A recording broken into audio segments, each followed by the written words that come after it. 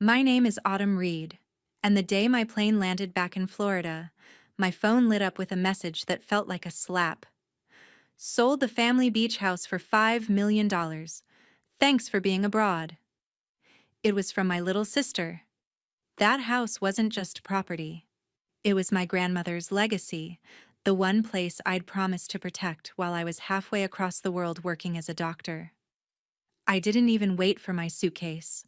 I rented a car with shaking hands and drove straight to the coast, replaying that text, trying to convince myself it had to be a joke. But as I turned onto the familiar street, my stomach dropped. Our quiet stretch of sand looked like a construction zone. Trucks jammed the driveway. A crew was ripping up the old deck like it was nothing more than scrap wood.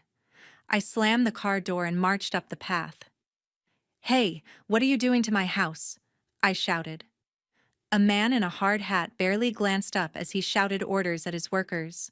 To them, I was just some random woman yelling over a job they'd already been paid for. Someone in a crisp blazer walked toward me with a clipboard and a polite, practiced smile, the kind of smile people wear when they think the paperwork is on their side. In that second, I knew this wasn't a prank. Somewhere, on some stack of documents, my sister had used my name to erase me. When family mixes love with greed, the horror story doesn't start with a ghost. It starts with a text. Keep listening, because those official papers are exactly why the sheriff later told my sister, "Ma'am, you're under arrest for fraud."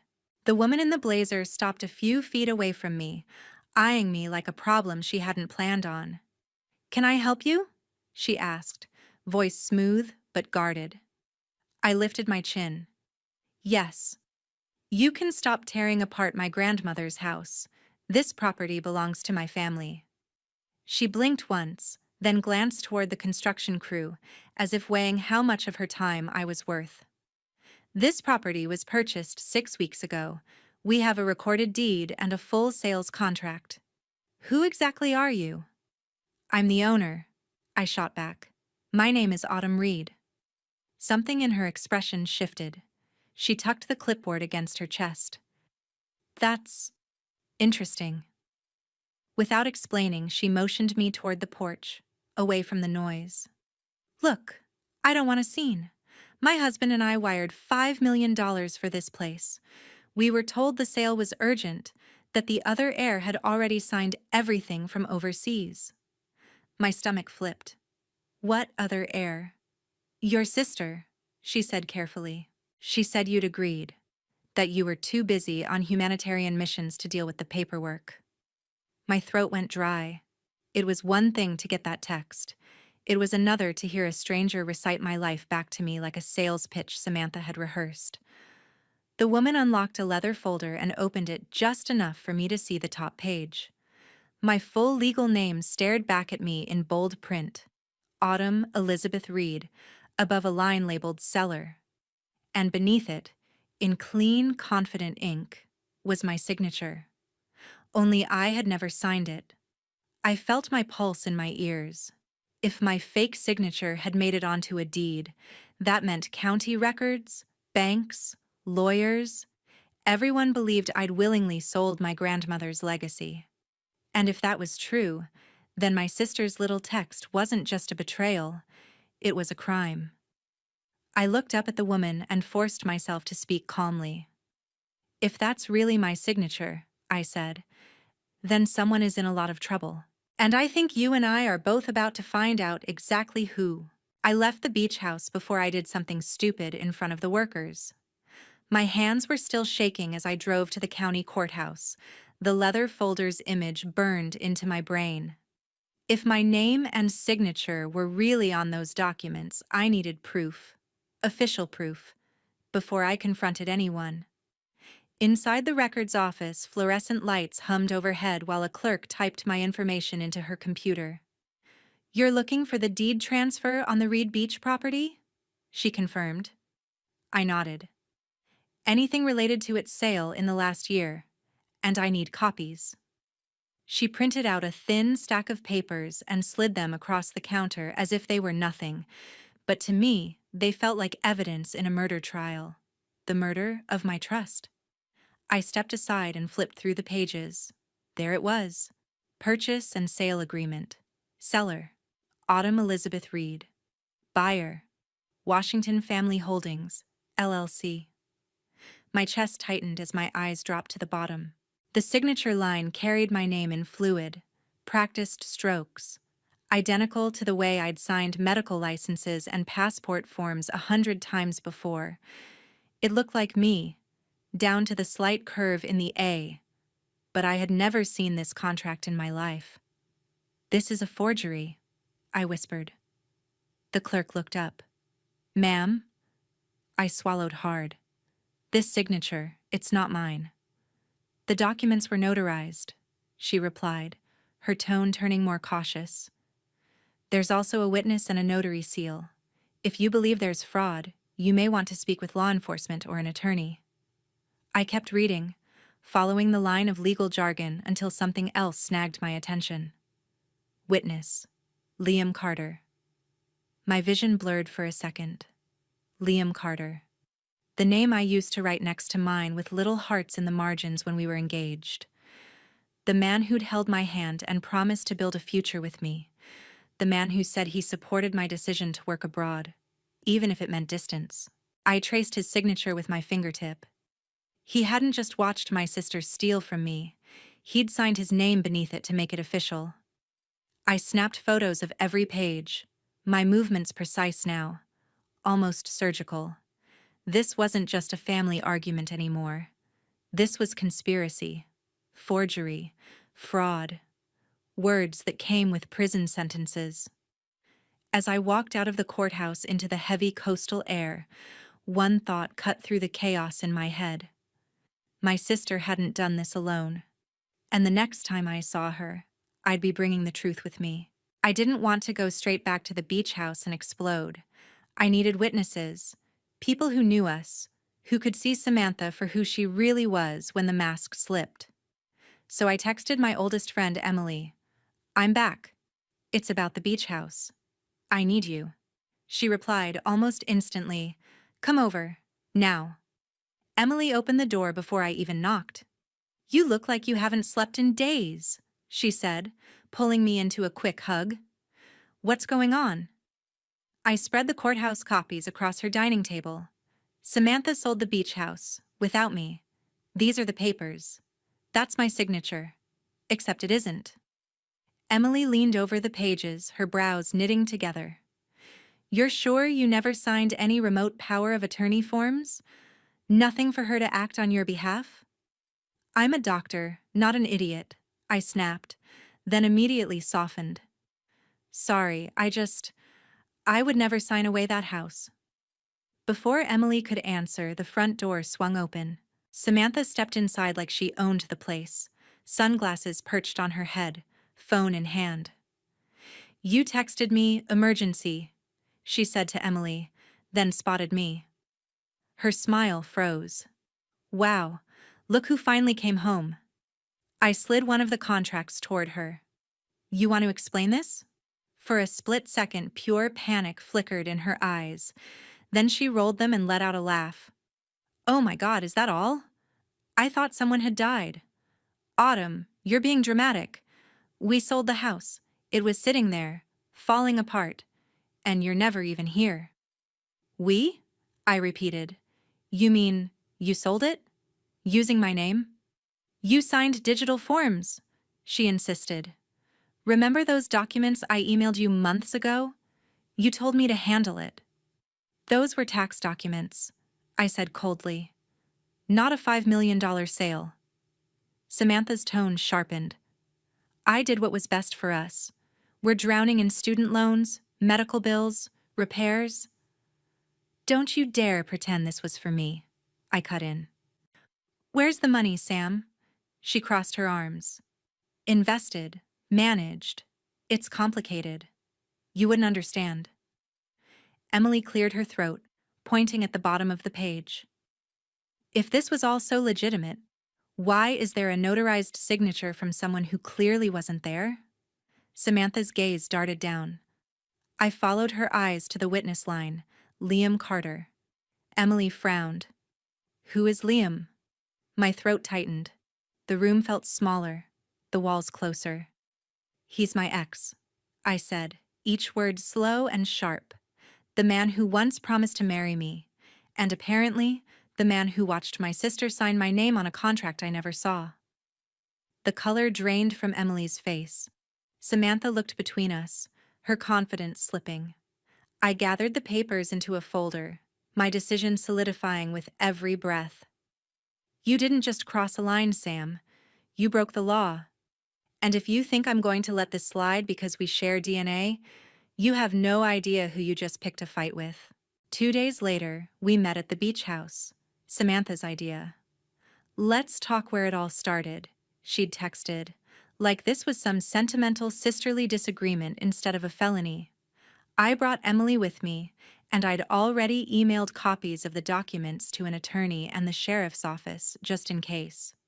The construction crew had paused work pending clarification of ownership, which was a polite way of saying the new buyers didn't want to be anywhere near a fraud investigation. The house looked wounded. Half-finished repairs, exposed beams, plastic sheeting fluttering in the salty breeze. It felt like my grandmother's ghost could have walked out at any moment and demanded to know what we'd done. Samantha waited in the gutted living room, arms folded, tapping her foot. She looked more tired than I'd ever seen her. No makeup, dark circles, an edge of rawness that didn't match her usual curated perfection. Finally, she said, can we be adults about this? Adults don't forge signatures, I replied. Adults don't steal a house. She rolled her eyes but didn't fully meet my gaze. You're blowing this out of proportion. I had everything under control until you decided to make it a federal case. You committed a case, Emily muttered under her breath. I placed the folder on the counter between us. Here's what I know. You sold the beach house for $5 million. You used my name and a forged signature. You roped in Liam as a witness. You misled the buyers. So I'll ask you again. Where is the money? Samantha's composure cracked. Her jaw tightened, and she stared past me at the unfinished wall. Gone, she whispered. My stomach lurched. What do you mean, gone? Debts, okay? She snapped. Do you have any idea what it's like drowning in credit cards, failing businesses, people calling at all hours? I paid off everything. Some of it was mine, some of it was Liam's, some of it was people you don't want to owe. She laughed bitterly. $5 million doesn't go as far as you think when you're putting out fires. You stole a house to clean up messes you never told me about? I said, incredulous. You could have come to me. I would have helped you plan, negotiate, anything but this. You're always swooping into disaster zones overseas to save strangers, she shot back. But I'm your sister, and I was right here, and you didn't see me drowning. The words stung, but they didn't excuse what she'd done. You didn't ask for help, I said quietly. You helped yourself to what wasn't yours. Samantha's shoulders sagged. If you report this, I lose everything. My job, my license, my reputation. I could go to prison. You should have thought about that before you signed my name, I replied. Emily shifted beside me. Sam, she already has proof. This won't just go away because you're scared now. Samantha stepped closer, her voice dropping to a frantic whisper. Autumn, please. We can fix this. I'll pay you back. I'll sign whatever you want. Just don't bring the law into this. I held her gaze, feeling years of shared memories flicker between us. Childhood sleepovers in this very living room, whispered secrets on the porch swing, promises we'd made over melted ice cream. And then I remembered the text. Thanks for being abroad. Like she had counted on me being far enough away not to fight back. It's already bigger than you and me, I said. The buyers, the bank, the county, they were all lied to. This isn't a family favor. It's fraud. Somewhere outside, a car door slammed. Emily's eyes flicked toward the window. Autumn, she murmured. I think your decision just showed up. We all turned as heavy footsteps approached the open doorway. A uniformed deputy stepped inside, followed by a man in plain clothes with a badge clipped to his belt. The air in the room shifted, going from tense to electric. "Ms. Reed?" the man with the badge asked, looking at me. "I'm Sheriff Daniels. You filed a fraud report regarding this property?" Samantha's head snapped toward me. "You already called the sheriff?" "I told you this was bigger than us," I replied, my voice steady. "Yes, Sheriff. I'm Autumn Reed." He nodded and held up a tablet. "We've reviewed the documents you emailed, plus the original filings from the recorder's office. We also spoke with the buyers, the notary, and Mr. Liam Carter." At the mention of Liam's name, Samantha flinched. "And?" she demanded. Sheriff Daniels turned his attention to her. "You must be Ms. Samantha Johnson." She tried to square her shoulders. "I am. This is all just a big misunderstanding. Families handle things informally all the time." "This goes a bit beyond informal, ma'am," he said calmly. "We have a notarized deed and sales contract signed under your sister's name. The notary states she never met Dr. Reed in person and relied solely on identification and assurances provided by you. Mr. Carter has admitted you told him your sister had authorized the sale, but he never actually saw her sign." Color drained from Samantha's face. "He said that?" "He did," the sheriff replied. "And financial records show that the majority of the $5 million was wired into an account controlled exclusively by you, then rapidly dispersed to various creditors and casinos. That pattern is consistent with fraud and money laundering, not a legitimate family arrangement." Samantha looked at me, eyes wide, panic finally replacing arrogance. "Autumn, say something. Tell them you don't want to press charges. Tell them this is just a misunderstanding between sisters." My heart ached, but my voice didn't waver. "I told the truth," I said. "I never agreed to sell this house. I never signed those papers. You took my name, my inheritance, and used them like a credit card. I can't make this vanish for you." Sheriff Daniels took a slow breath, then spoke the words that had been echoing in my head since I read that text at the airport.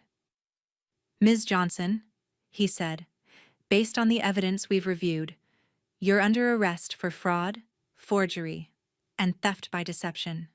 Please turn around and place your hands behind your back." "No," she whispered, backing away. You can't. You can't do this. She just landed.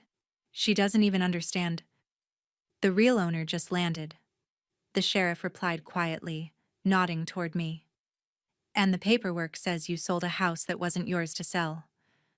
The deputy stepped forward and gently but firmly took her wrists. As the cuffs clicked shut, Samantha's eyes filled with tears, not the manipulative kind I'd seen before, but raw, terrified ones. "Autumn, please," she choked out. "We're sisters." I swallowed hard. "We were," I said softly, "before you sold me out for $5 million and a stack of bad debts." They led her past the half-ripped walls and out onto the porch where we used to watch storms roll in over the water. I listened to the Miranda rights being read over the crash of waves, feeling something inside me finally, painfully, click back into place. My house was still a mess. My family was shattered. But for the first time since that text, I felt like reality was on my side again. And Samantha? She was finally facing something she couldn't lie or sign her way out of. 6 months can feel like a lifetime when your world's been turned upside down. In half a year, the legal storm around the beach house went from chaos to a hard, final verdict. The buyers sued to unwind the sale. With the fraud exposed, the court voided the deed and returned legal ownership to me. The Washingtons got their money back from the title insurance and the bank. My attorney pushed for damages and the judge agreed. Samantha owed me restitution on top of everything else she already owed the world. She didn't have the money, of course, The 5 million she'd stolen had evaporated into gambling losses, shady investors, and creditors with long memories. Her accounts were empty, her credit destroyed. Her professional license was suspended pending a review. The plea deal kept her from serving years in prison, but it still included a felony record, strict probation, mandatory counseling, and a mountain of restitution she'd be paying off for what was likely the rest of her life. Meanwhile, the house slowly came back to life. I used a modest settlement from a separate malpractice case overseas, not my favorite memory, but still mine, to repair the roof, rebuild the deck, and restore the old blue shutters my grandmother had loved. The place no longer felt like a crime scene. It felt like a promise I'd finally kept. On a warm evening in late summer, lanterns glowed along the new railing, casting soft light across the sand. Laughter drifted from the back patio where my friends and colleagues from the hospital gathered around tables covered in food. Inside, there was a white dress hanging on the closet door. After everything, I'd found someone who loved me without needing to use my name on anything but a wedding invitation. As music floated through the open windows, I stepped out toward the front gate to catch a breath of quiet. That's when I saw her. Samantha stood on the other side of the fence, thinner than I remembered, wearing a plain dress instead of her usual designer armor. No jewelry, no carefully curated image, just a woman with tired eyes and a probation ankle monitor hidden badly by two short pants. She didn't try to open the gate. Part of her plea deal included a restraining order keeping her an agreed distance from me unless I chose otherwise. "You look different," she said softly. "So do you," I replied. We stared at each other through the bars. Behind me, someone called my name, followed by a burst of laughter when the music switched to an old song from our childhood. "I heard about the sentence," I said.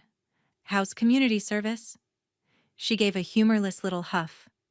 "Picking up trash on roads I used to speed down in a convertible is poetic." For a moment, we almost smiled. Almost. Then I remembered her text. "Thanks for being abroad." "Why are you here, Sam?" I asked. "To remind me you still exist." "The courts already did that." She swallowed. "I wanted to see the house. One last time, before they transfer me to another program.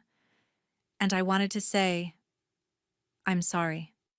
The words hung between us, fragile and late. "Sorry doesn't give me back the months I spent trying to untangle the mess you made," I said quietly. "It doesn't erase the fact that, when you had a choice between asking for help and forging my name, you picked the one that paid faster." Her eyes shone. "I know. I think about it every day. I see your signature in my dreams. I hear the sheriff's voice. 'Ma'am, you're under arrest for fraud.' I replay that text and wish I could unsend it." I looked past her, out at the dark water beyond the dunes. "You didn't just steal money," I said. "You stole our grandmother's trust. You stole years of peace. You turned the place we loved into evidence." "And now?" she asked, voice barely audible. "What is it now?" I glanced back at the glowing windows, the silhouettes of people who'd chosen to stand beside me, not above me or on my back. "Now it's mine," I said simply. "Legally, emotionally, completely. You made sure of that when you tried to cut me out." She nodded slowly, accepting a verdict that had nothing to do with court. "Do you hate me?" The question was small, almost childlike. I thought about it longer than she probably wanted me to. "No," I answered finally. "Hating you would mean you still get to live in my head rent-free. I'm done letting you own anything of mine." Her shoulders trembled. She wiped at her eyes. "Can I ever come in again? Someday?" I looked at the gate between us, at the house behind me, at the ghosts of who we used to be. "That depends on who you decide to be when all this is over," I said. "Right now, the answer is no." A single tear rolled down her cheek. She didn't argue, didn't beg. She just nodded, taking the refusal like it was another part of her sentence. As she turned to leave, the porch lights flared brighter behind me, spilling warmth across the sand inside the fence, but not quite reaching her. I watched my sister's shadow stretch and thin as she walked away from the house she'd tried to sell out from under me, hands empty, future uncertain. Then I closed the gate, turned back toward the laughter and light, and stepped fully into the life she'd once tried to rewrite with a forged signature and a careless text. In the end, her punishment wasn't just the record, the debts, or the years of rebuilding. It was standing on the outside of the one place she thought she could steal, and realizing it would never truly belong to her again.